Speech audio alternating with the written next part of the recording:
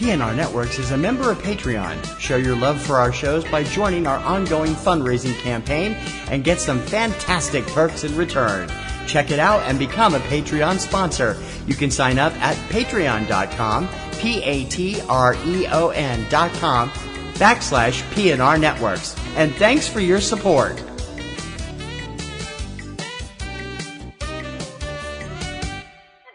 This podcast is a member of the Blueberry Network. Blueberry. No E's. That's Blueberry, BLUBRRY.com. Blueberry.com.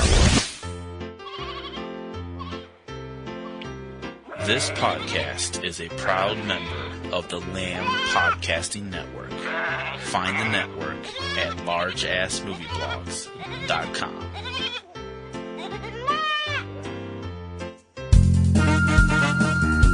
It's Kim versus TC in the battle of the lists.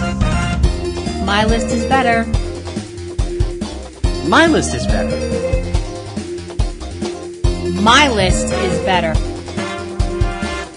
No, it's not. My list is better. Kim or TC, who has the better list?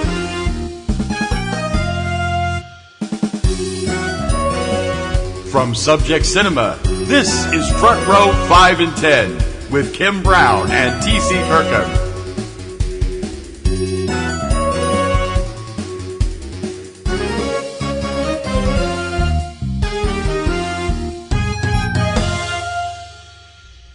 Hey everybody, welcome to another week here on Front Row 5 and 10. We've been gone for a while, but now we're back. I'm Kim Brown. I'm TC Kirkham. Wow, that was a different opening than usual. Well, I just figured we've been away for so long. We just kind of... So long. We ended up skipping because we've been trying to get things squared away for other stuff going on. Mm-hmm. And the festival stuff, kind of crazy coverage and stuff going on. So... Yes. What is this all about? It's our list show, and we want you to send in your ideas for lists, and if we use them, you get a prize. Yeah. So write us at frontrow@PNRNetworks.com and give us your idea for a list. If we use it, you get a prize. You get your name on the show, get your name on the website, all kinds of cool stuff. Yeah. Well, since this is your list, I think you should explain it. Oh, it is my list, isn't it? I'm sorry. I forgot I picked this week's list. Yeah, this is going to be our top 10 films that have an unfairly deserved bad rap. Mm-hmm. At least that's how I put it. How did you put it? I put it as top 10 films that others just didn't get. Whether it was the fans didn't get it, or the critics didn't get it, or a mix of both. These are films that we both feel that you should take another look at. And we think that the critics should take another look at them, too, because we think the critics are wrong! I also want to bring up, we're not saying these films are perfect. No. But we're definitely saying give them another chance. They're not as bad as people thought they were the first time around. I think that's... Well, some of mine didn't... Well, there's a couple of mine that weren't that bad the first time around. No, I know, but that's what I'm saying. They were good films. I mean, some of mine, at least I can be honest and say, some of mine are just cheesy fun, you know. Okay. But they didn't get enough love from the cheesy fun community either. So, for whatever reason, either they didn't come out for long enough or whatever, but all right, it is what it is. Okay. Do you have any runners-up? No, I don't, actually. I don't either, for a change. Okay, well. Let's get started. Go. Okay. My number 9 is a film... Number 9? You're starting with number 9? No, I'm not. I'm starting with number 10. I just can't count. It's the weekend. She needs to go back to Sesame Street. It's the weekend. It's been a long week. Stop giving me aggro. My number 10 is a film that we both enjoyed. I think I enjoyed it a little more than you, but we did enjoy it when we saw it at the theater. Number 10 for me is Ninja Assassin. Okay. This was, I just thought it was a fun, It's what a wonderful way to spend a Thanksgiving. In the theater, watching people get sliced to death. Well, yeah. As opposed to going to a family dinner and watching people get verbally sliced to death. Well, okay, true enough. It's just, It's not going to set the world on fire. It's definitely not one of these films that's going to make you wonder what your carbon footprint is or anything like that. It's just ninjas. It's ninjas fighting ninjas. It's ninjas fighting ex-ninjas. I do think the title is slightly repetitive. I mean, a ninja is an assassin, so ninja assassin is a little bit, It's a little bit like military intelligence. Ooh. Okay, ouch. I wasn't going to go there. The star, one reason that I enjoyed this film was the star of the film, Rain, who is a bigger star in his home country, unfortunately. He's been in a few things here, but not enough. I think he's a great actor. I think he's a lot of fun to watch. I think he's extremely easy on the eyes. Naomi Harris was in this film, too. Yes, that is true. Naomi Harris was in this, and she was nice to look at. And so was Sho Kosugi. So I know some people that are probably kicking themselves now that they've missed it. Like I said, it's just your typical martial arts film that I just felt like didn't get enough love when it came out. Especially, is it a martial arts film or is it a wuxia film? Because ninjas use swords, and swords are usually associated with wuxia. I don't think there's enough. There's not enough wire fu in this to be a wuxia, in my opinion. And if nothing else, just the scene at the opening in the tattoo parlor, that's a heck of a scene. The way they set that up, I mean, it's gory as heck, but it's really fun to watch.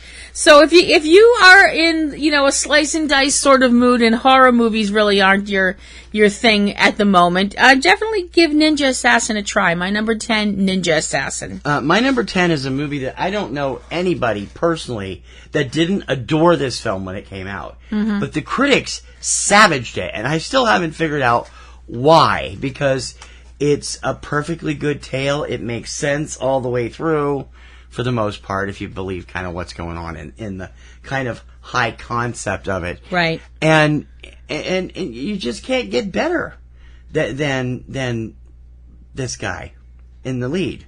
Mm-hmm. My number 10 is Charlie Bartlett. Charlie Bartlett starred the late Anton Yelchin in the title role. A high school kid who just couldn't seem to make friends without having to do illegal stuff to make friends. He got kicked out of all these boarding schools for, making fake IDs or whatever. Mm-hmm. And finally, his mom sent him to public school, where he promptly became a psychiatrist and started prescribing drugs to kids, to help them deal with their everyday anxieties. Yeah. But he would also talk to them. Yeah. That was more important. Not psychiatrist. Yeah, that was more important, that he was a listening was the ear. boys' room. Yeah, yeah. It is killingly funny in places. It also co-stars Kat Dennings, Robert Downey Jr., Tyler Hilton, and a whole bunch of good people. And I'm like, why didn't this film do better? Mm-hmm. Everybody we know loves this movie. They think it's hilarious. This was part of the troika that brought Downey back to his form that year. The other one, there was one of them Iron was Man and Sherlock Holmes, and the other one was Iron Man. And it's like, well, no, Sherlock Holmes wasn't until 2010. There was something else in 2008. I can't remember what it was, but this brought him back up to the A game in Hollywood. Mm-hmm. This one in Iron Man, and it just deserved way better than it got. It also showed off Anton's considerable skills as a musician, which a lot of people didn't realize. He was in a band called the Hammerheads for many years, a punk band. And here he was. I mean, it is funny as hell. If you've not seen it, it's still worth watching. For me, it's hard to watch these days because Anton's not with us anymore, and I miss him terribly. We still miss him a lot. And this movie is just brilliant from beginning to end. Number 10, the critics are wrong about Charlie Bartlett. Okay.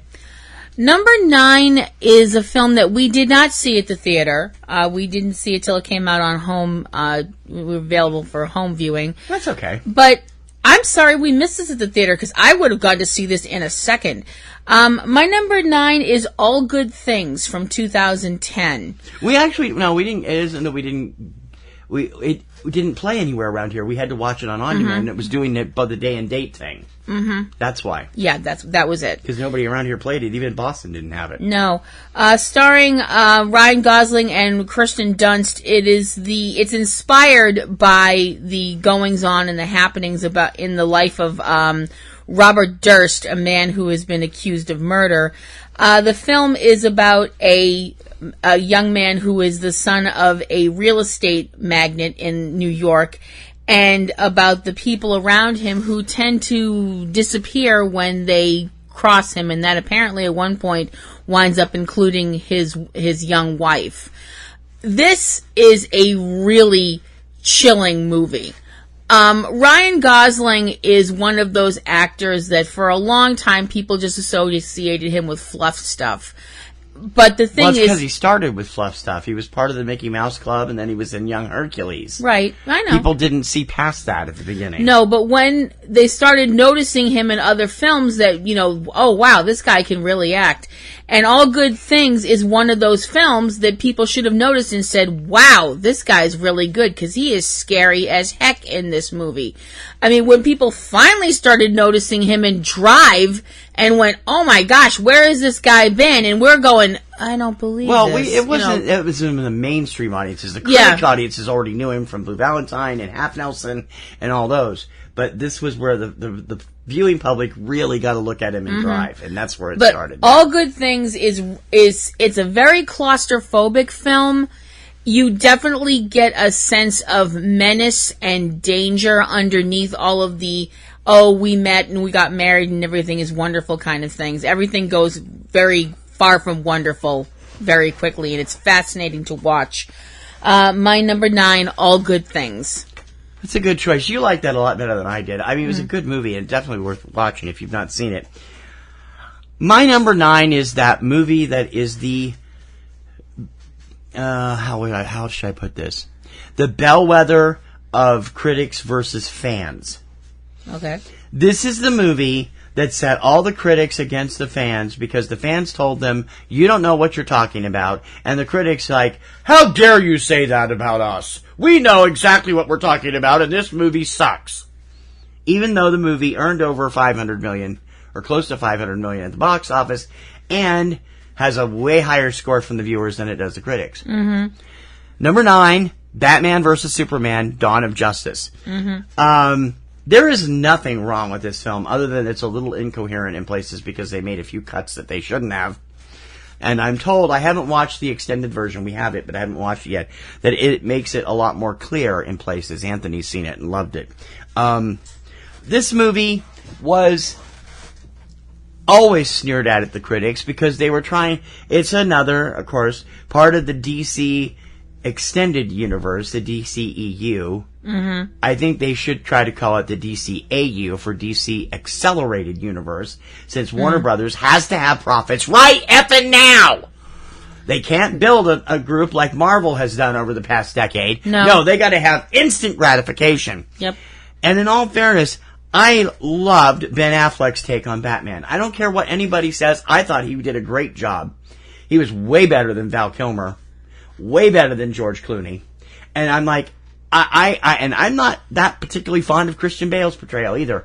I like the movies, and I like his Bruce Wayne, but I'm not terribly fond of his gravelly voiced Batman all the time, you know?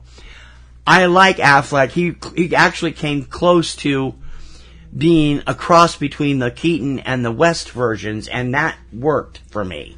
Okay, that's good.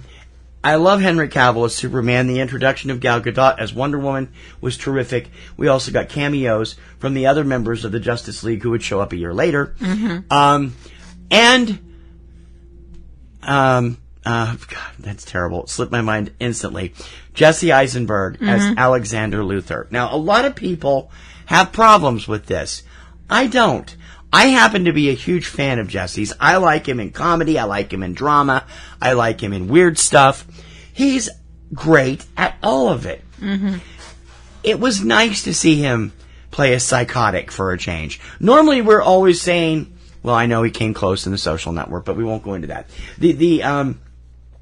We're always giving, people like Dane DeHaan a bad time because they're always playing bad guys, and we keep telling them to go rescue a puppy and do something good. Do something nice. Help an old lady across the street. For playing kind of out there. Yeah. Jesse's the opposite version. It was kind of nice to see him play this. And yes, I admit he's a little bit hard to take as if you think of him as Lex Luthor, which he's not. Lex is his father. He's technically Lex Jr. And I don't know. I think people need to give him a better chance. I don't know that we're going to see him again, despite the end of the Justice League tag scene. I don't know that we're going to see him again. But I like this. The plot is more coherent than Justice League, which I also enjoy, but it was completely like, what the hell's going on? And I love the chemistry, and always have, between Henry Cavill and Amy Adams as Lois Lane. They're terrific as Superman and Lois Lane. The storyline is, like I said, it takes a while to figure out what you're doing. You have little cameos from Ezra Miller as Flash, from Jason Momoa as Aquaman, from Ray Fisher, is that his name? I believe, as Cyborg. And they're just tiny little glimpses. This one is mainly the three of them. And I don't care what the critics say. I gave it an A-, I think, when we reviewed it. Maybe a B+. And I enjoyed it immensely. And I've seen it 4 or 5 times now. I like it. Critics don't like it. Up yours, critics. Number 9, Batman vs. Superman, Dawn of Justice. Okay. The last movie that I talked about, I mentioned how it was, disturbing and claustrophobic and all that. This film is that ramped up to 90. My number 8 is a movie called The Iceman. Not enough people saw The Iceman. No, not enough people saw this movie. Not to be confused with a movie currently out called Iceman, which is from Germany, that's getting some critical raves. Yeah, that's not this movie. No. The story of The Iceman is the story of Richard Kuklinski, who seems like he's just a regular guy that lives with his wife and his children. He tells his wife and his family that he works for dubbing Disney cartoons. That's a lie. He works for dubbing porn.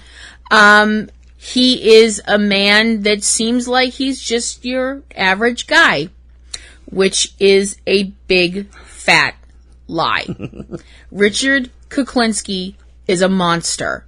He is a monster that's more frightening than Freddy or Jason or Michael or Godzilla or Chucky or anything else you can think of. Yeah, because he looks like the guy next door. That's why. That is exactly why. That's the most frightening monster of all. The guy that you see every day, that you wave hi to, that you don't realize kills people for a living. And I think he would kill people just because he likes killing people. It does seem that way, to be perfectly honest with you. Richard Kuklinski, played in this film by Michael Shannon, is a terrifying character. I mean, absolutely horrifying. And watching his rise up through organized crime, and knowing that he, in this film anyway, his family has since, been like, hey, that's not exactly accurate. It is based on a true story. Yes. He, kept this stuff from his family, kept that darkness from his family, was able to keep that darkness from his family. And I know a lot of people are like, oh, that's crap, nobody can really do that. How many people who have been around serial killers, who said, oh, I didn't know they were doing this. He was such a nice guy. He was a nice guy, and all this stuff. He was such a great clown. Okay, let's leave that alone, clowns. But The Iceman is truly a mesmerizing and horrifying film. And what makes it so incredibly mesmerizing to watch is Shannon's performance. Because you just sit there and you're like, when's he going to go off? When's he going to go off? When's he going to go off? Oh, there he went off. And wow, that is a crap ton of collateral damage. Truly an awesome and terrorizing film. My number 8, The Iceman. Should I remind you of the other big factor that you're not mentioning here? Which is? That his partner in crime in this film happens to be Chris Evans, which is what drew you into the film. I'd rather not think about that. breaks my black little heart. My number 8, that was your number 8? Yes, number 8. My number 8 is... Okay, I'm going to come out right here and say, yes, this movie is completely incomprehensible in places. Truth in advertising struck again, folks. But you know something? It's also fun to look at. It's a fun story you can follow until the last 10, 15 minutes of the movie. And it's Scarlett Johansson on screen for 90-plus minutes. God, please. Number 8, Lucy, from Luc Besson. We enjoyed this when we saw it at the theater. It was fun. The end of it is way out there. Oh, yeah. The end of it did have us both sitting there going, what? Yeah. You know? It's like, oh my God, seriously? She plays a young lady living overseas. I'm not sure. I don't remember where they were. They're in Indonesia somewhere, I think.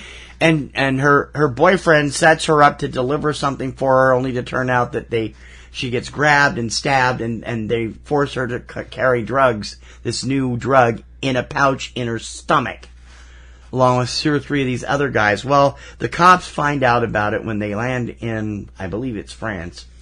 And she doesn't even make it that far before the bag rips. Inside her. No, she doesn't. She gets grabbed by local guys, and it rips inside of her and starts turning her into a super woman with all kinds of these unusual abilities suddenly surfacing. Yeah. The whole idea is, what if you actually could maximize 100% of your brain at the same time? Yeah. Which we do anyway. No, you don't. You don't maximize. You don't maximize. It's not true that you only use 30% of your brain. It's true that you only use your 30% of your brain at once. You use all your brain. Yeah. And people kind of forget that conveniently. People use all of your brain, but the thing is, a lot of the things that your brain is being used for are things that you have no control over most of the time, like blinking or breathing or your blood moving, things like that. You know. And it's always fun to watch Scarlett Johansson take names and kick ass. No, that's always fun. Which she'd already done in the Avengers by the time that this came out. Made us realize, wow, we got an action star in ScarJo, don't we? Again, from French director Luc Besson, and he has a very unique look about everything. Yeah. It's a very interesting film. The critics didn't like it at all. It has its fans.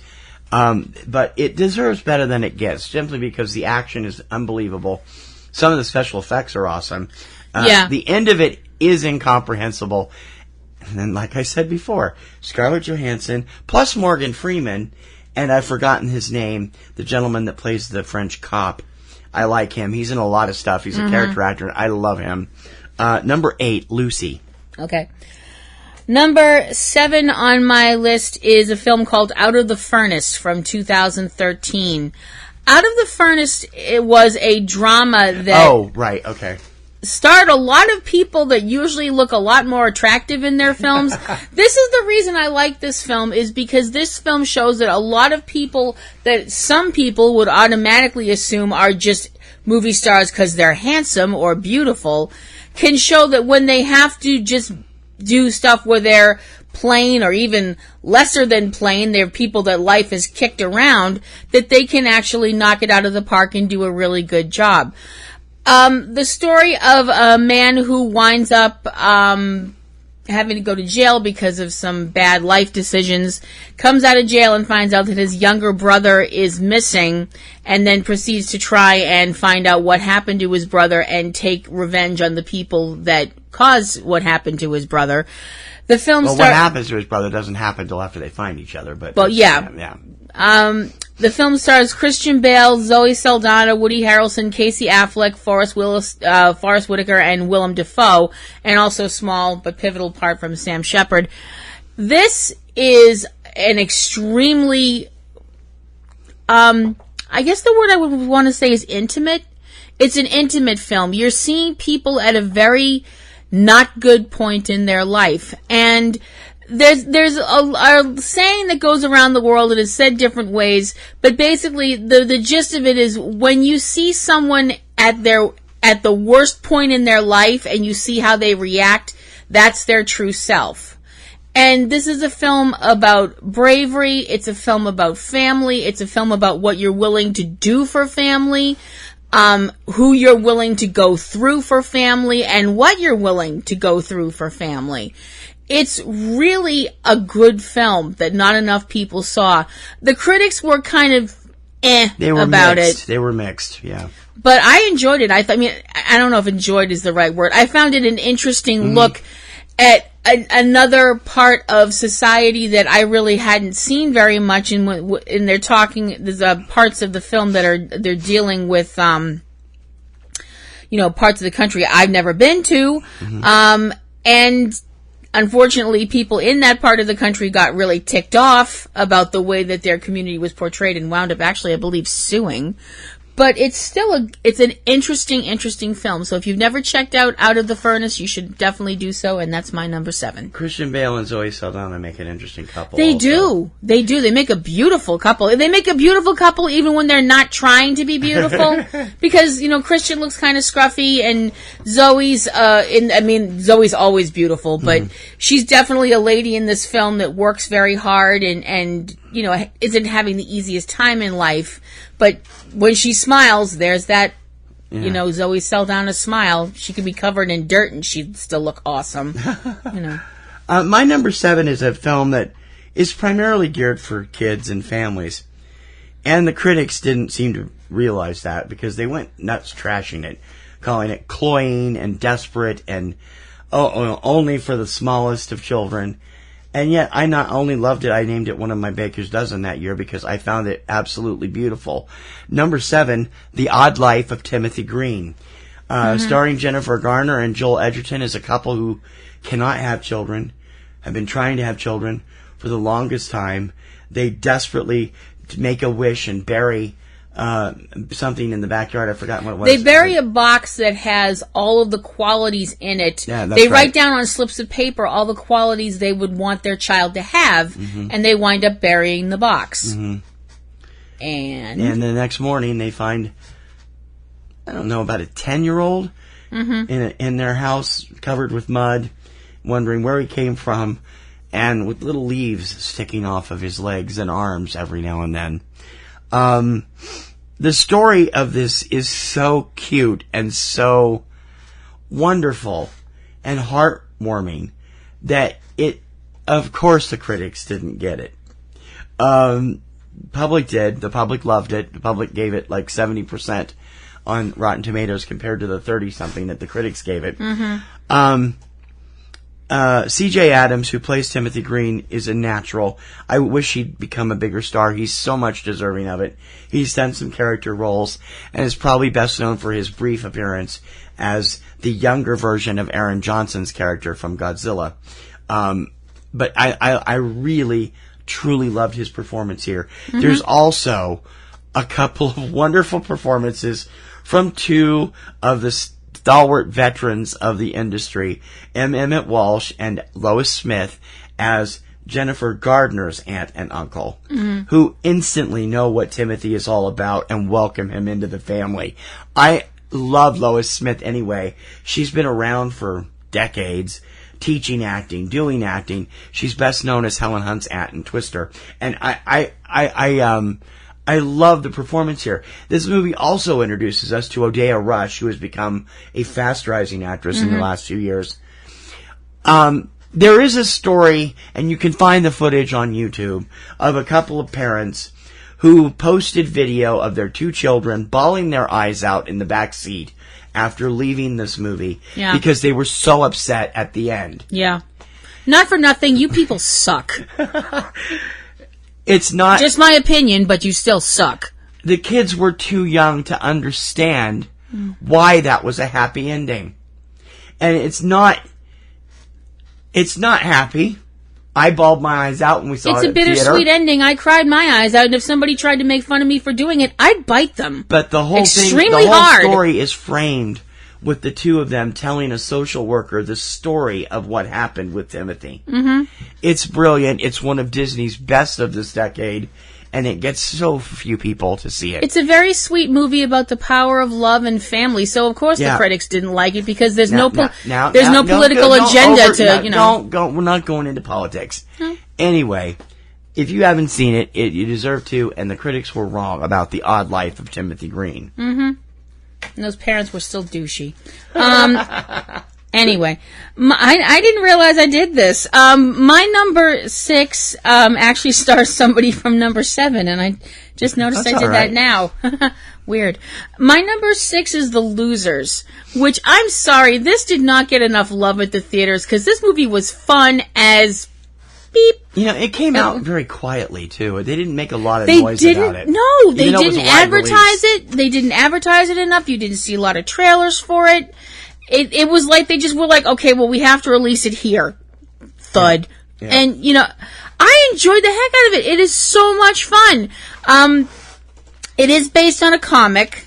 I believe it's one of DC's offshoots. Yeah. Possibly. I'm not entirely certain about that. It's from Vertigo. It's from Vertigo. Okay, Vertigo. It's basically it's the story of a black ops team that wind up being betrayed by their handler, and them trying to get their lives back in order and get revenge on this guy that wound up screwing them over. And it is. I smell some familiarity about this. I just have this distinct stench of the early '80s television show in my head. Okay. Anyway. Yes, but the early 80s television Which show... came out as a movie 6 months later and bombed. Anyway, go ahead. Yeah, the early 80s television show that you're talking about didn't have Jeffrey Dean Morgan in it, so shut up. This did. Or Chris Evans. Yeah, Or yes, Idris Elba. Yes. Yes. So now you can tell why Kim liked this movie a whole lot, because Kim has needs. Also, it has Zoe Saldana in it, which is also another bonus. Oh, yeah, she is in that, yes, isn't she? I which is forgot also about that, another yeah. bonus because she is awesome. It's just fun. It is flat out fun. And I'm sorry, Chris Evans should have been arrested for the fact that he just picked up and walked away with every scene he was in.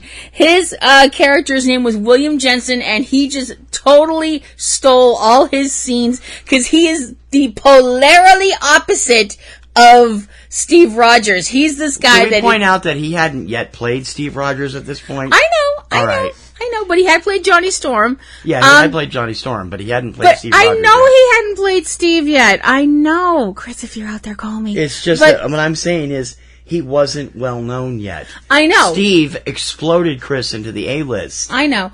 But his character in this is just so irreverent and flip and funny, and I'm serious, he steals every scene. He's just a riot. I loved this movie. It was so much fun, and I was like, we are going to get another one, right? No? F you, movie industry. I hate you. So, my number 6, The Losers, which was a winner to me. My favorite thing about that movie was the enormously fun... it's terrible to say it this way, but it's the only other way to put it. The enormously fun, muhaha-filled performance from Jason Patrick, who plays the bad guy in this. Oh, I know. I wasn't used to seeing him play a bad guy, and he was deliciously hilarious. Oh, I know. in this He's like, role. well, I'm being the bad guy, grabbing it by both hands. Yeah, he it was fun. great. He kicked butt. I loved this movie, and it pisses me off that people just didn't get it. Number 6 is a movie that most critics were ambivalent. They weren't bad reviewed the way they would be what I was talking about at number 9. But they were ambivalent about it. And the fans were surprisingly ambivalent about it too. Even though it should have been a hit. And it was. I mean, it made its money back barely. But it almost stopped the DC Extended Universe in its tracks. And that's too bad. Number 6 on my list is Man of Steel. This is by far the best Superman movie ever made.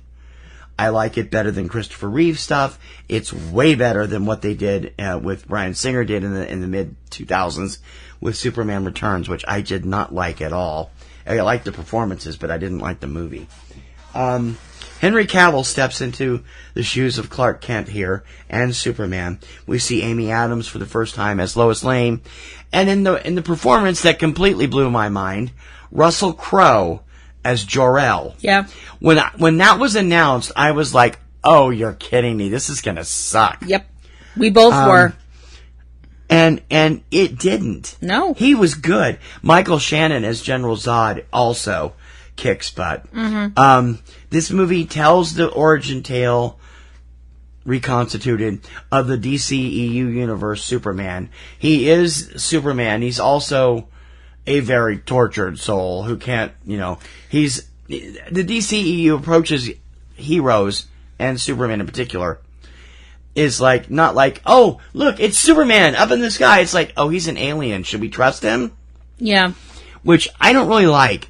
That kind of attitude. I have to be honest, I don't like it either. I miss the days when it was, whoosh. Oh, yay, it's Superman. Now it's whoosh. Alien, kill it with fire. It's like, Henry finally started having real fun with the character in Justice League. Mm-hmm. And I think that if they don't get him back, they're idiots. I loved this because I've never been, except for the original Superman movie with Christopher Reeve, which we went to see again a few months ago. Yep. I've never been that enamored with those movies. That first You've one never is been good. enamored with the character. I like let's the character be in the honest. comic book, but not as much as I like Flash and some of the other ones. Mm-hmm. I like the way Tim Daly did it too in the cartoon. Mm-hmm. And I like some of the animated stuff, but I really enjoyed this portrayal, and I also enjoyed Amy Adams. And this came out the year she was having a big renaissance with me, because there are certain things she does, and she just grates on me. But that year, she also had her out, and a couple of other things, and she was great in all of them. Mm-hmm. And it actually ended up turning me into a big fan of hers. Yeah. Well, Julie and Julia had already come out by then. Julie and Julia had come out, but so had that god-awful, what was the thing she did with Ozymandias? Leap Year? Leap Year. Oh, God, that movie's character, and that character she plays in that movie is closest thing to Scarlet that I've ever seen. You mean Scarlett O'Hara, not Yeah. ScarJo. Yeah, no, yeah. I couldn't stand that character. I know, But I honey. loved her in here, and I love the movie, and I think it deserved better, and deserves better, because it really is a classic DC comic Okay. movie. Man of Steel. All right. Number 5 on my list. Now, the thing is, when this came out, I remember thinking, this is going to be neat. When we saw it, I thought, hey, this is pretty great. And then we walked out of the theater, and everybody else beat the living crap out of us, figuratively, for the fact that we liked this film. The critics hated it. The fans hated it. And everybody was repeating the same thing over and over again, like a flippin' mantra. And the mantra went, this film is nothing like the TV show.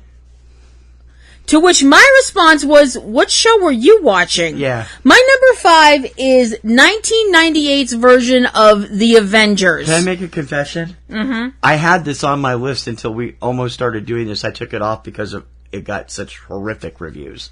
I don't care. So it's a runner-up on my list. People wanna diss on me for liking this movie? Fine. I loved it. I don't too. care. I loved it too. I've been hated for worse things, and I shrugged that off too. So whatever. You have? Do tell. No. Oh, okay. Those charges might still be pending. That's a joke. That's a joke. Dad, Kim, no cookie. That dog was dead when I got there. Kim. That's also a joke. 1998's version of the Avengers has absolutely nothing to do with the Marvel property, so I know before all the Marvel fans have heart failure, it's not a film that you missed. Calm down. This Avengers is based on the British classic show, The Avengers, about a pair of spies that go out and save the world pretty much on a regular basis. I mean, the Powerpuff Girls saved the world before bedtime. John Steed and Emma Peel saved the world before tea time every single week. And that was basically... Well, for 3 seasons. For 3 seasons. Before that, it was Kathy Gale. You want to call her Grant. Kathy Grant, and after that it was Tara King. Kathy Gale. I know, Kathy Gale. And after that it was Tara King. Yep. I know. And even before that it was the Doctor that nobody remembers because he was a guy, so screw him. Sorry, Mr. Actor, whoever played him. The plot of this film is basically a plot straight out of the Avengers. Yeah. Now, granted, and I will say this, it is out of the later versions it's more of out of the the final season, which featured Steed and Tara King. Well, I don't science know. Fiction hold plots. up. No, hold up. I want to disagree with that. Okay. Towards the end of his run with Emma Peel, who was played by Dame Diana Rigg, we're not worthy. And I can hear those people out there going, Diana Rigg did a show before Game of Thrones? Really? Yeah, I know. To you people, that's cute. Also, shut up. Get a life. Anyway. And Steed, played by Patrick McNee. Again, we're not worthy. We're not worthy. We're not worthy. In this version of the Avengers, John Steed is played by Ray Fiennes, and Emma Peel is played by Uma Thurman. Now, right there, I don't see how anything could be wrong with this. And but you got to admit, you're not the biggest Uma Thurman fan on the planet. It depends on the role she's playing, whether or not you like her. Well, I like Uma as a person. Well, yeah, I'm saying that there are movies you don't think she's cast right for. I thought she was terrific in Kill Bill as the bride. I liked her tiny role in Percy Jackson as Medusa. That was different. Yeah, but you hate her Poison Ivy. Yes, I do. I do hate it. It all depends on the movie. That's more to do with the script. You aren't thrilled with her character in Pulp Fiction either. Well, she's... Yeah, it's okay. Just wanted to clarify. Since I've given that movie a rewatch, I've changed my mind about a lot of things about that film. But anyway, moving back to the Avengers. And when you have a villain named Sir August de Winter, played by Sean freaking Connery, who has a weather controlling machine that intends to hold the world hostage, by deciding what the weather's going to be, how in the world could you possibly go wrong? Well, apparently... Everybody thought they did. I think I'm with you on this one. According to everybody else, it was all wrong and nothing like the series. The strange thing is, what? We are both enormously huge fans of the original show. Yep. Particularly the Emma Peel and Tara King years. Oh, yeah. And we thought it was ripped right out of the show. Yep. Everybody else was like, oh, this isn't anything like the show I remember. You guys need to get your memory capsule I'm sorry. Is it an exact carbon copy? No. And are there things about it that I'm sure certain purists probably had heart failure over? Probably. They weren't happy with they made Steed and Emma a little romantic, and that was not... there was a little more flirty going on there. Although there was some flirting going on between Emma and Steed on the show. Not as much. Flirting. Emma thought she was widowed. Yeah. She thought she was a widow. And the fact that we found out at the end of the episode where she went off with her husband, that her husband looked exactly like Steed. Yeah. How much did that have to be breaking that woman's heart every day? Yeah. Just a little side note. Or just reminded her of her husband. Well, that's what I'm saying, but knowing that's it was like she was with her husband. Well, I guess, but... That was one of the ridiculous endings. I'm sorry, I enjoyed this film. I thought it was fun. I thought it was funny. I think people really need to give it another chance. And if you watch it and you see it again and you say, Kim, you're wrong, please let us know. And I will say, okay, I'm sorry you feel that way, but you're not changing my mind. I enjoyed it. I had fun. I don't care. My number 5, the 1998 version of The Avengers. I have we bought the DVD. Yep. I bought the DVD. I like it. I'm sorry. I like it too. Yep. Now I'm sorry I took it off. Well, although it would have been at number 7 if I had left it on.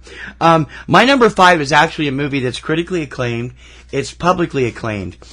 This particular position it's in is for one particular reason. Occasionally, when a movie is so hot and it's just getting ready to come out to the theater, if there's even the slightest chink in the armor, there is a group of critics that will turn like wildcats on the film and shred it just in time to come out and try and affect its box office. Mm-hmm. That's what happened to this film. It was a huge hit at Sundance that year. In fact, it won a couple of awards. It was a huge hit with the fans when it played the festival circuit earlier in the year. Now, it didn't help it that it was scheduled to come out. It came out in limited release a week before Jurassic World hit the theaters and just blew everything out of this theater.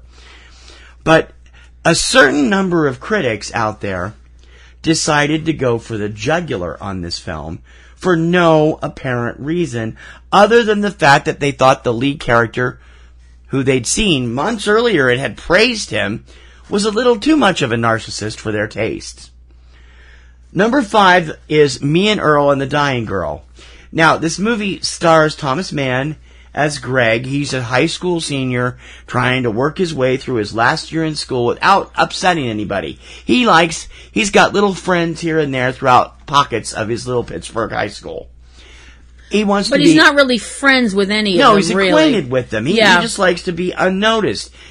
His mother pushes him into being close friends with a neighbor girl who has come down with a form of cancer that's probably going to kill her. Mm-hmm. So he and his best friend, Earl, spend a lot of time with her. Greg is an aspiring filmmaker, and together they make all these little weird parodies of films. He has a weird dad who is a tenured professor who spends most of his time at home experimenting with weird food. And a mother who is like Miss Helicopter.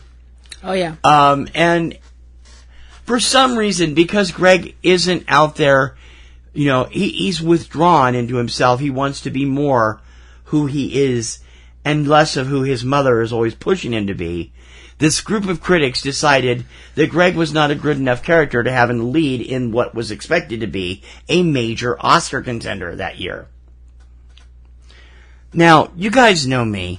I fight fiercely for actors I feel incredibly strongly about, and Thomas Mann has been one of my favorite actors since he debuted in It's Kind of a Funny Story as Keir Gilchrist's best friend.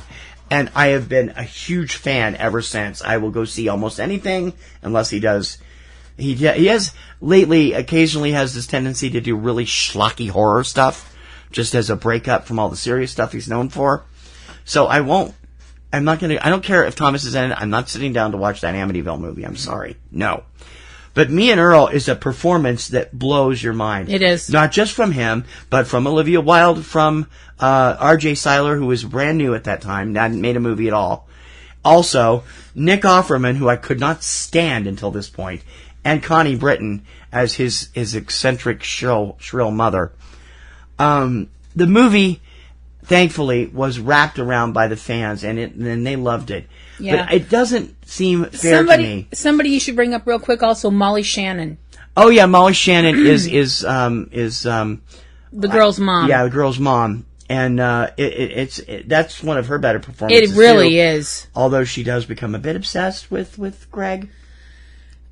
A little unhealthily obsessed with Greg in places in this movie. She's going through something that no person should ever have to go through, watching their child die slowly in front of you. I agree, but it's still it's still kind of creepy. Well, yeah. The movie is brilliant, and it deserved every award it got, and it really it was really high in contention for my best picture that year. It didn't get it, but it was close, and I don't understand why a certain group of critics felt the need to try and rip the movie down. Was it because they were afraid it was going to be too successful? We never did understand. I mean, the other critics were going after the critics saying, what the hell is wrong with you? Why are you doing this to this excellent film? And I mean, it just irritates me when they do stuff like that. My number 5, Me and Earl and the Dying Girl. Okay. Number 4 on my list is high on my list simply because of one actor and one character. Mm-hmm. And the fact that this was the first time said one actor and one character were on the big screen to get, somebody playing this character on the big screen. And it made me so happy that when this movie did so badly, I was like, you people suck. My number 4 is XMen The Last Stand. Which... that's another movie that's won a ton of Razzies.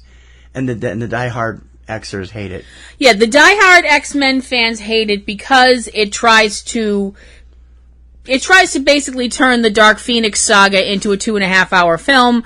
When if you were going to do the Dark Phoenix saga right, it would be an 18-hour movie. Yeah. And while I know certain people that wouldn't have a problem with that, probably including me. And me. Logistically, I've always said Dark Phoenix would make a great 1-season-long miniseries on Fox. Logistically, you can't do that, and... Well, you could. Nowadays. No, I'm saying the 18-hour movie. Oh, no. The thing is, this film tried a little too hard, was what the problem was. if they had taken both of the storylines that they wound up combining in this film and done them as each individual films, it would have been great. If they'd taken the Dark Phoenix saga and somehow made it into a movie that was going to work, we'll see what happens later on this year. Yeah. And also the whole Cure for Mutants storyline. If they had split those off into 2 films, I think you would see a lot less kvetching about it. But they didn't, and we got this. But what we also got was Kelsey Grammer's turn as Hank McCoy, also known as Beast. And oh my gosh, that was awesome. That's not the line. No, the line is "Oh My Stars and Garters," And which boy, he actually did she like pop for that big when we saw it at the theater. I did. I marked out in the theater. I don't care. I have no shame. Don't judge me. I just enjoyed this film. I liked the way that they did the end of the film. I liked the way they had the whole Logan Jean dynamic. I liked it. I don't care. I don't think it's as bad an X-Men film as other people do. It's not. It's not. Personally, I like this better. It's the better. best of the original 3, actually. Personally, I like it better than X2. X2, I didn't like X2 at all. X2, it's the critical darling, and I hated it. My thing about X2 was you could sit there and go, okay, this is going to happen, this is going to happen, this is going to happen, and it happened exactly like that. You know, you could sit there and see what was coming plot-wise 10 minutes before it actually happened. Mm-hmm. So, but that's just me. So my number 4, X-Men: The Last Stand. My number 4 is a film that everybody who knows me knows is a favorite film, and I think it deserved way better than it got at the box office. I've said from the very beginning that the film came out at the wrong moment. It needed another couple months before it should have been released. It was timed correctly, but the timing of that timing was slightly off. Does that make sense? Kind of. It was a summer movie, but it needed to be in July, not early June. Yeah, I get you now. And the cast of this film, mostly barely knowns at the time, have gone on to be big stars, and they deserve to be. The critics are divided. There are a number of critics who love this film, like I do. In fact, Empire magazine named it one of the best 500 films of all time. It came in, I think, at 410.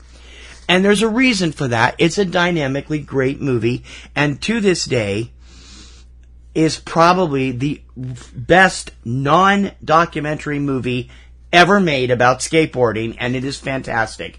Number 4, Lords of Dogtown. Mm-hmm. This movie gave us some terrific people who would soon become, if not huge stars, then recognizable faces. Yep. Among them, Heath Ledger, who plays Skip, the mentor in this. The same year he played Brokeback Mountain. I think he should have got Oscar nominations in both categories. Yeah. Lead for Brokeback and supporting for Lords of Dogtown. It gave us Emile Hirsch, Michael Angarano, Victor Rasuk, Nikki Reed later on in the Twilight films, John Robinson, who dropped out of film for a while to get his education done and now is back and doing all kinds of things. And just filled with the true story of the legendary band known as the Z-Boys, who became skateboarding's lifesaver in the early 1970s. Mm-hmm. After polyurethane wheels hit and turned them into a major sport. If it wasn't for those guys, you wouldn't have people like Bucky Lasek, PLG, Tony Hawk, Shaun White, and all these other people out there being superstars now. Yeah. The performances were great. The vibe was great. And as I've said when we've done our Pantheon shows, where it's been in my top 10 every time, the story is not so much about skateboarding, but more about what friendship is all about. Yep. These guys, particularly Stacy Peralta, played by Robinson, Tony Alva, played by Victor Rasuk, and Jay Adams, played by Emile Hirsch, were the leaders of these guys, and their friendship is what cemented the Z-Boys together. Mm-hmm. And it's just an amazing film. And I mean, this led me to discover the wonderful talents of Michael Angarano, who has become a huge star over the last 10 years as a very well-known and respected character actor. His new movie, Avenues, the one he wrote and directed and stars in, is now on demand. If you haven't seen it, check it out. I'm going to hopefully get to see it this week. And I never get enough of this film. The performances are hilarious, too. There's some really great, fun funny stuff in this film. Yeah. And some of the best skateboarding footage ever caught on And there's film. also some very tragic parts, Yep. and there's also some very beautiful parts. I mean, I know some This guys... coming from a woman who really didn't care for the film. No, I was like, I'm going to be so bored at this, but I wound up really enjoying it. And it's a really beautiful film. There's some really beautiful, touching moments that are dealing with the corruptive aspects of fame and the power of brotherhood and friendship. And don't forget the 70s fashions. You can't forget them, no matter how much you've drank. I've tried. Thankfully, some critics like it, and I'm glad they do, and I'm glad they see what I see in it. But number 4 did not get the love it should, and I think it's got an unfairly deserved bad rap. Number 4, Lords of Dogtown. Okay. And by the way, directed by Catherine Hardwicke, who spent some of her youth hanging out with those guys. Mm-hmm. Number 3 on my list is another superhero movie, actually. My number 3 is Iron Man 3. You and your superheroes, yeah, honestly. I admit it. I might have a bit of a hang-up about guys in tights and gals in tights. Don't judge. I'm sorry. I know some people... What about Flurkins in tights? I have a line that I do draw. And Flurkins is a big line in black marker. If you don't know what that is, see Captain Marvel. Anyway, if you're one of the 2 people in this country that hasn't seen Captain Marvel yet, go. Iron Man 3 is definitely not perfect. But it definitely is also not as horrible as some people seem to think it is. I think more people think Iron Man 2 is worse, but I mean... They do have a lot of venom for Iron Man 3 for some reason. Well, the thing that cracks me up is that there are certain people out there in the comic book community of fans, and this is not directed at everybody, because I know a lot of comic fans. I am a comic fan. Anthony has no problem with these, so, he's a big, huge We comic know fan. a lot of comic book movie fans that are wonderful, giving, friendly, open-minded, kind, non-judgmental, funny, talented, and just all-around good people to be around. And then there's Stacy. That's not what I was going to say. Sorry. What I was going to say was the judgmental acid ton beep wads that still live in their mom's basements, and all they do is complain. Okay, fair enough. When Iron Man 3 came out, and when the big villain revelation in Iron Man 3 came out, you had all these people whining and complaining about it. To which my response is, if they had written the character the way the character was written in the comics, you people would be choking on righteous indignation so much your heads would explode. And they wouldn't have got any opening in China, which they actually were aiming for with this movie. Right. So I'm like, what do you people want? You weren't happy with the way it was done, but if they had followed the comic exactly, you would have even been less happy. So shut up! I had that same complaint about Doctor Strange, though, with the casting of Tilda Swinton as the Ancient One, which they did to make sure that they could get it into China again, because they wouldn't have taken a Tibetan monk. So... Well, he's not a monk. He's just he's a man from Tibet. But he's portrayed. He was close enough to a monk that Chinese would forbid the Well, movie. it was just the fact that he was from Tibet, right. In Nepal and all that. Right. Anyway, but I'm sorry, Iron Man 3 has some great action scenes. It has a lot of really deep personal moments where you see what Tony has been going through in his head since the events of the Avengers. And it also gave us an amazing character that unfortunately we haven't seen since. I really wish we did. In the young man that wound up rescuing Tony, Ty Simpkins, who played Harley, who was instrumental in Tony being alive at the end of the movie. Yeah. I think this movie's terrific. I thought it introduced some really cool new characters in a really fun way. And all the people that pissed on it, I really think that you just need to just grow up, lighten up. Yep. So my number 3, Iron Man 3. There was supposed to be more from Ty. They had signed him to a multi-year deal, but they must have bought it out because he's not involved anywhere anymore. And he's 18 now, almost 18, so he's grown up quite a bit since then. So yeah. And he's still doing great movies. Number 3 on my list, I'm going to be honest, Kim was not a big fan of this film. I loved it. I saw it twice. I saw it once in 3D, once in 4D. And I've seen it several times since I bought the DVD. It is one of those films that you have to be prepared to sit and watch. You can't get up, can't go get snacks, can't go to the bathroom. You need to sit and watch it, because if you go away for a minute, you're going to lose the story. It's complicated.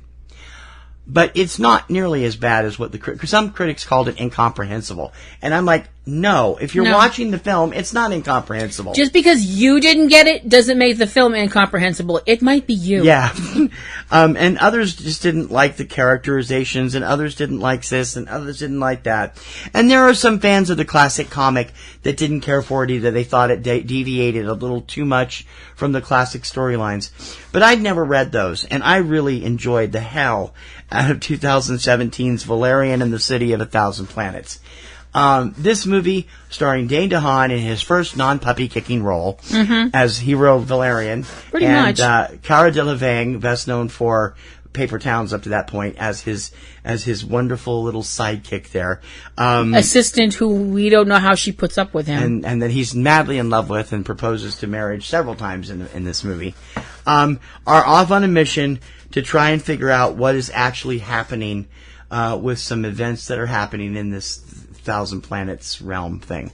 I'm not going to try and explain it to you because it will take an hour. You have to sit and watch it.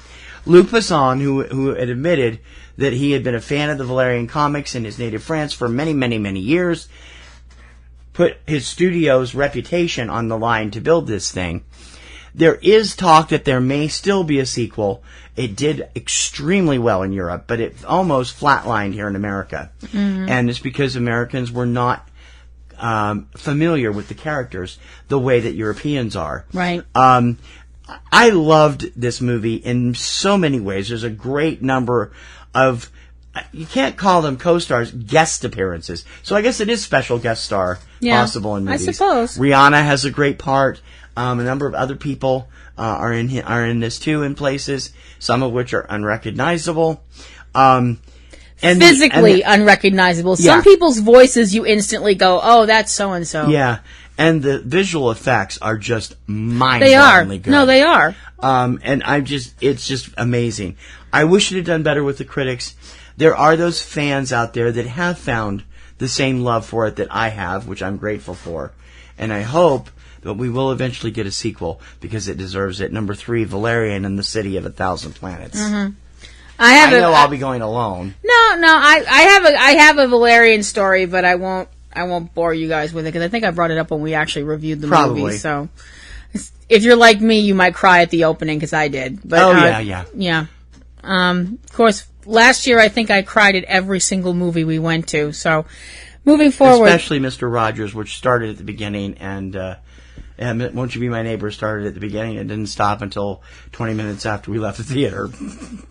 I'm very effing sensitive. And what the F did I say? Don't effing judge me. I wonder what you're going to do when A Beautiful Day in the Neighborhood comes out this fall. I'm bringing a sponge. Yep. I'm bringing a sponge and a bucket, and I'm just going to wring out my makeup. So there. I think this film is probably your number 1 film. I'm not entirely sure. Probably. You know me very well. But it is number 2 on my list, because when I heard they were making this movie, I was like, oh my gosh, oh my gosh, oh my gosh, this is going to be amazing.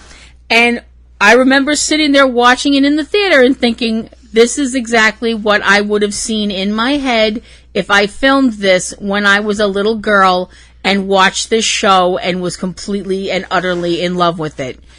And then the critics started on it and tore it apart, and most of the fans had either an or reaction to it. Except for people like you and me. There were discerning people out there who realized it was an A+ movie from the beginning. Mm-hmm. There weren't very many of them. Yeah. My number 2 is Speed Racer. You have to understand something, that I loved Speed Racer. When I was a little girl, I was watching anime before I even knew it was called anime. Before anybody even told me the term anime, I watched Speed Racer, and I loved it because it was different. It felt different. It looked different. It wasn't an animation that talked down to its audience. Granted, it wasn't as grim as it was in Japan. It was heavily edited when it came to America, and people did die in the Japanese version, which didn't happen here, but I still loved it. When it came to live action in 2008, I thought it was so much fun. Directed by the Wachowskis, with Emil Hirsch as Speed, and everybody else just really stepped off of the TV screen. I have to be honest, I like the live action version of Trixie way better than the cartoon version of Trixie, because Trixie's voice in the TV show went through my head like a nail file. And Christina Ricci, who plays Trixie Speed's girlfriend, she's funny, she's smart, she actually was all those things in the TV show too, but the voice actress just drove me insane. You know, it's a fun, exciting movie that the critics just refused to tap into their inner child about, and everybody had to be complete crudge muffins about it. I'll talk about that in a little bit, yeah. And not get into it at all. And the villain, played by Roger Allam, is another one of these people that's like, well, I'm the bad guy, gonna roll up my sleeves and enjoy it. And you can definitely tell he was having so much fun. And I had so much fun at this movie. This movie really actually did make me feel like an excited little kid again. So my number 2 is Speed Racer. F the critics, F the haters. Yeah, we'll talk about that in a few minutes. My number 2 is the only indie big release on this film list, and because I was focusing more on mainstreams, but this film, I've never understood the negative critical reaction to it. Everybody that we've it's one of those films that most people haven't heard of, and we've had to give word of mouth to people. Mm-hmm. Most people that have seen it have fallen in love with it. It's a really great film. But the critics, when it premiered at Tribeca in 2006, 2005, I forget which, liked it up to the point 2/3 of the way through the film, where without any warning to the audience, the film suddenly does a 180-degree turn and switches from a comedy to a drama, and a suspense drama at that. Mm-hmm. And it's really hard for some of these critics to wrap their mind around this, which is weird because these are the same critics that love this kind of stuff, artsy stuff from like Godard and all those people that regularly do stuff like this. Yep. This movie, it was criminally underseen. It has some of the best performances in the world.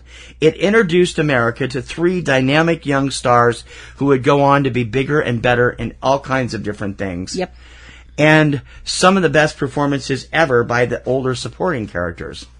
The movie it also waited almost 4 years to get a theatrical release. It did not hit theaters until 2009. Yep. Which made no sense at all. And by the time it hit theaters in 2009, the young actor in the lead had already done 2 other films that he was known for that weren't big hits, but people knew him from them. Mm-hmm. My number 2 is Fierce People. This film introduced most of America to the late Anton Yelchin, to Kristen Stewart, and to Chris Evans, and has a stupendous supporting cast that includes Diane Lane, Donald Sutherland, and a host of other great people. I mean, this movie is killingly funny in the first 2/3 of the movie. It's a serio-comic drama all the way through, but the sudden change 2/3 of the way through the movie, where something horrible happens to Finn, the lead character played by Yelchin, really threw people off. Oh yeah. I mean, we were sitting there going, "What the hell just happened?" Yeah. Because we actually saw this at the theater. I mean, we made a point to go on our friend Larry Richmond's recommendation to see it when it came to the Kendall Square. Mm-hmm. The movie is brilliant and reminded me why I have been a lifelong fan of Diane Lane. She also had Secretariat out within a year of this, and she'd also done a bunch of other stuff. She's another person that's all now part of the DC universe as Martha Kent. Yep. I adore the combination that they make as mother and son in this film. Chris Evans, at this point, had come out in a few other things, like The Losers, like Fantastic Four. and was known for those roles. This movie, if you've not seen him play drama, will open your eyes to why he was picked as Captain America. Yeah. Because he really shows off some interesting chops in this film. I'm devastated that more people haven't seen it, and I thank goodness that it is easily findable on Amazon, on Netflix, on all the services. And if you haven't seen it, you need to queue up an hour and a half of time and see this movie, because not only does Kristen Stewart actually give a competent performance here. Yeah, she does. Where people don't realize. Now people, thanks to the César Award she got for, I've forgotten the name of the film. Oliver Assayas's movie from France last year, where she starred with Juliette Binoche. People are starting to finally realize she's more than Bella. Yeah. And that's a good thing. This movie would have made you realize that way back. Yep. Another movie that would have made you realize that would have been The Runaways, another film that was criminally underseen. And Welcome to the Rileys. Yep. Mm-hmm. 3 films that didn't get seen enough. Number 2 on my list, the exquisitely brilliant, directed by Griffin Dunn, Fierce People. Okay. Find it. Yep. And the critics were wrong. Yeah.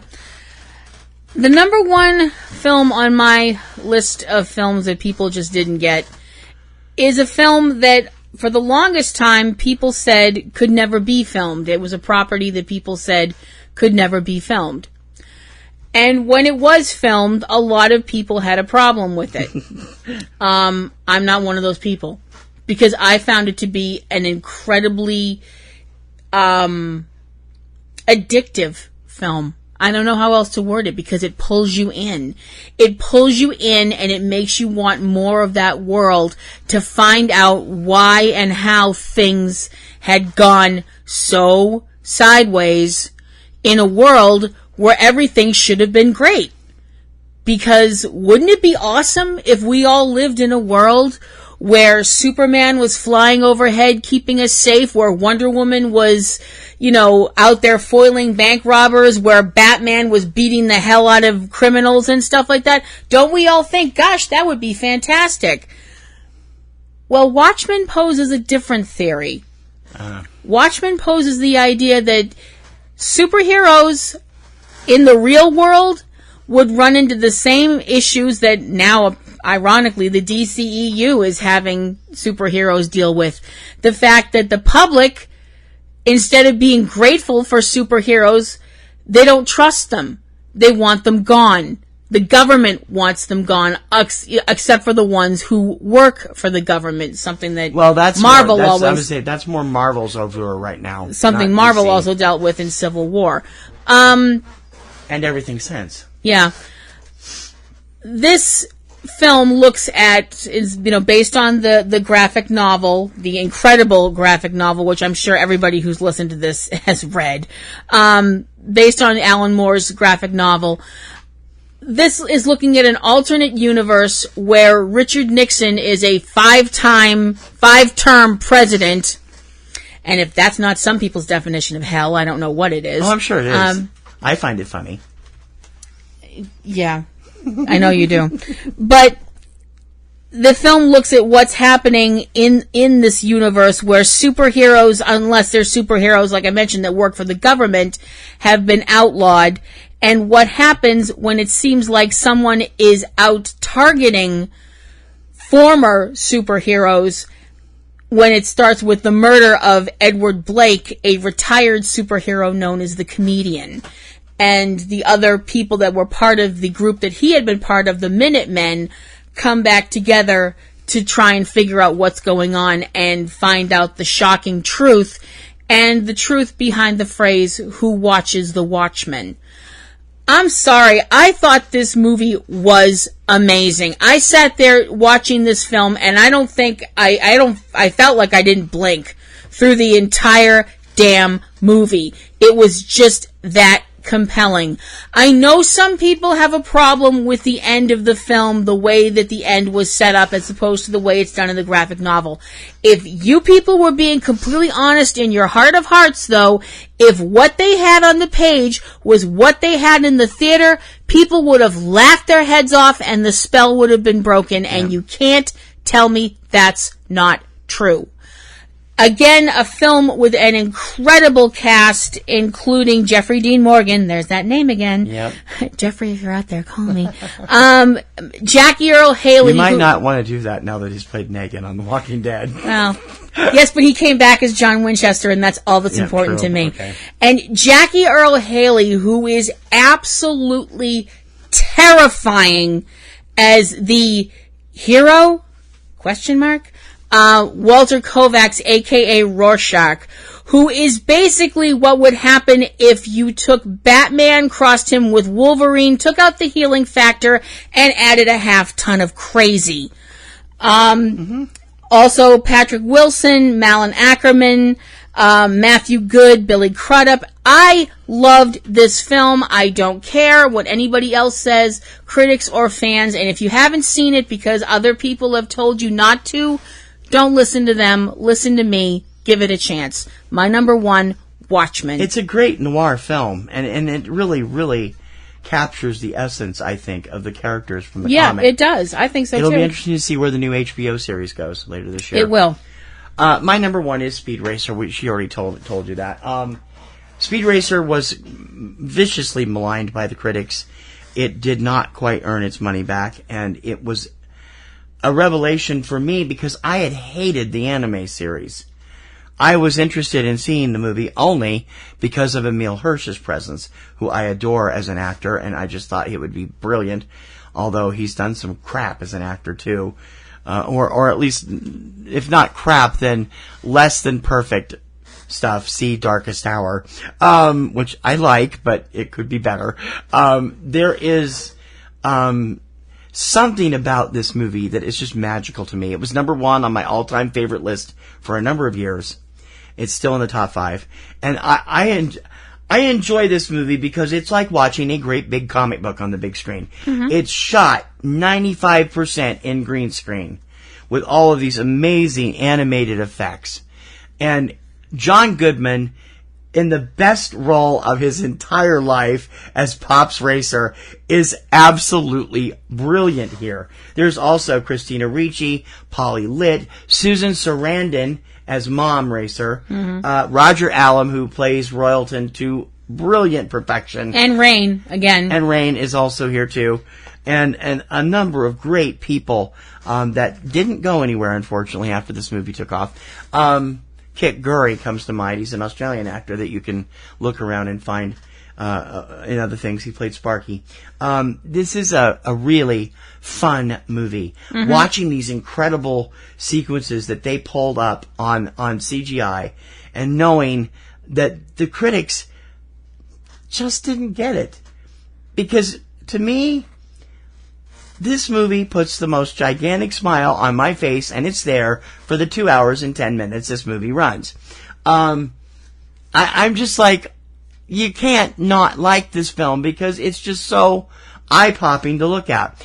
My proof of this, the day after we saw the premiere, we saw it on opening night at the local IMAX, true IMAX, the 8-story IMAX at Jordan's Furniture. I went again the next morning and saw it in one of the little postage stamp screens that Showcase has, and it was just as freaking awesome. That's when I knew that this movie eventually would become a classic. Now, 10 years down the road, 11 now, that's slowly happening. Some of the critics have kind of taken a new look at it and said, well, we really didn't see how cool looking it was at the time. We just kind of glossed over it as too cartoony. And yet, if you look at it, it's really amazing, the animation and the CGI, and how seamless it is with everything. Some of the haters out there in other groups have started to say, this really wasn't that bad. It's a lot of popcorn fun.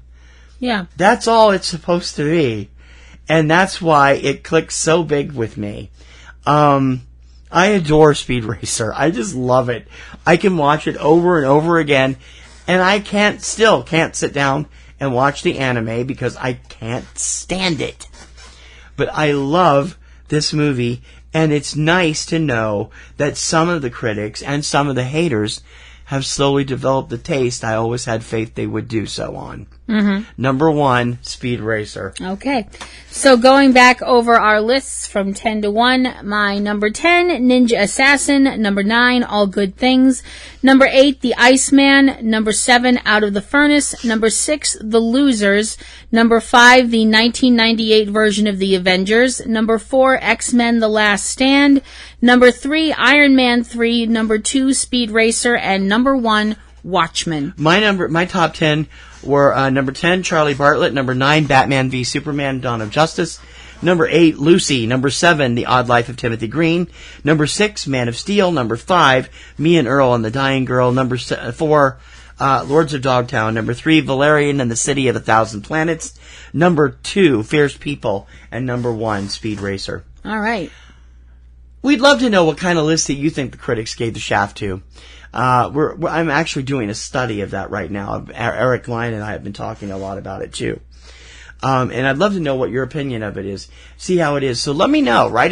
Drop us a line about it at frontrow@PNRNetworks.com. And also give us your idea for lists, because if we use your list in the future, and if we ever get some ideas, we'll start using them. Yep. You win a prize, you get your name on the site, on the show, and everything else. frontrow@PNRNetworks.com. Yep. Now, you've been going nuts since we first did this. No. You've already had this idea for your next week's show already. Yep.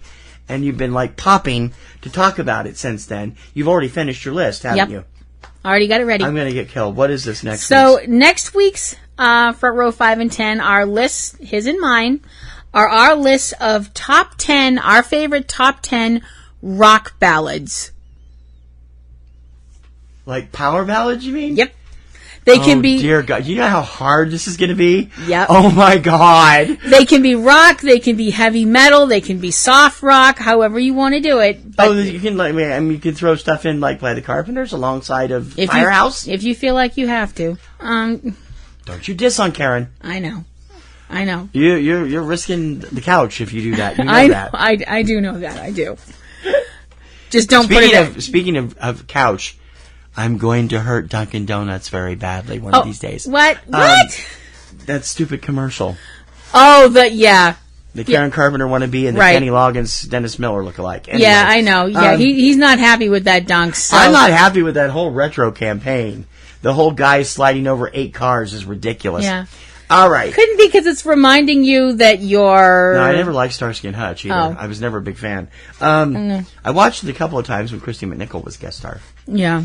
Wow, that's going to be tough. Mm-hmm. I may limit myself to hair bands and stuff. That's fine. See, because that'll be easier for rock. Yeah, ballads. rock ballads. I'm thinking more hard rock, heavy. The songs that the songs that when you heard them on the album for the first time, you went, what? It's like, you're in the middle of headbanging and then it's like, wait a minute, what is this? Hey, this is actually pretty good. So you get all that headbanging and then you get more than words. Yeah, kind of. Yeah. All that headbanging, then you get Love Bites. Okay. Yeah. Gotcha. All right. That'll be fun. Don't forget to watch and listen to all of our other projects. You can find out all about every show, every website we do at our brand new PNR Networks website. It's at PNRNetworks.com. I worked a lot on this. Please go over, take a look at it. You can access all our shows there. You can access all the different things we do. All the news, and of course, it'll take you, it's a gateway to take to all of our shows, including Subject Cinema, Platinum Rose's Garden, Cavebabble, Aunt B's Nerd Grotto, Catastrophe Vortex, 3 Minute Weekend, and our original shows, our original dramatic productions, the original show called Manhattan Hammerdown, As It Happened, about Cloverfield and the Night It Happened, and War of the Worlds 2018. Mm-hmm.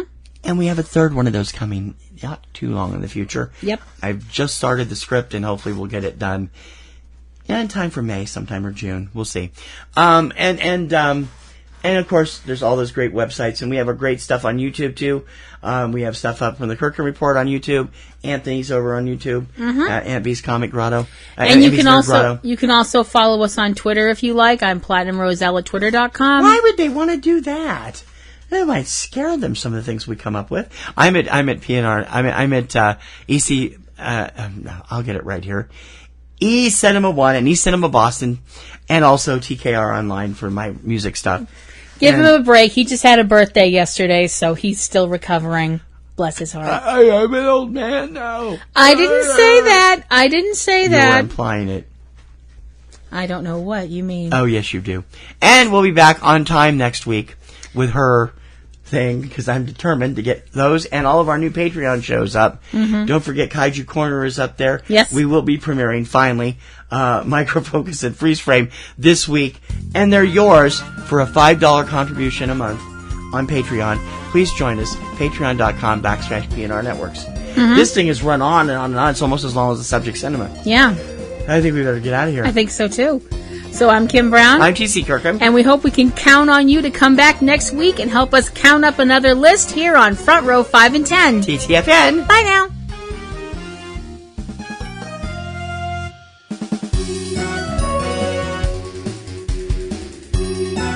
You've been listening to Front Row 5 and 10 with Kim Brown and TC Kirkham.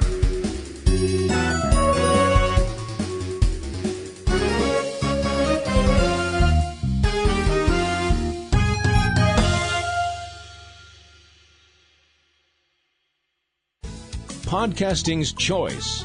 From coast to coast, continent to continent, right here 24/7.